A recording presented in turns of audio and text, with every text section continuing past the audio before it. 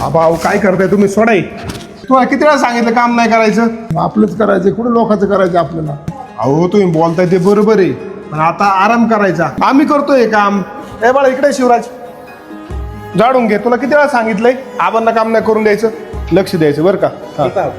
अहो आबा ऐका की राव, तुम्ही कशाला तुम्ही काम करताय? किती वेळा सांगितलं तुम्हाला? काय फरक पडतोय थोडंफार केलं तर?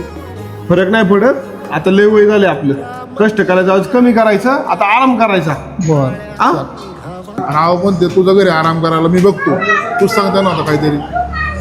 हो आबा, अहो सांगितलेलं ऐका की.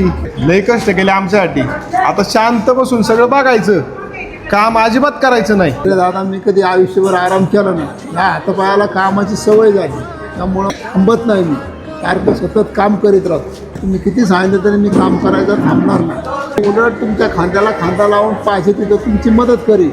जिथं काय तुम्हाला कमी पडल तिथं हा तुमचा बाप उभा आहे. आणि काय तुम्ही टेन्शन घेऊ नका, काही काळजी करूच नका, मी आहे. अवघड हाय गाड्या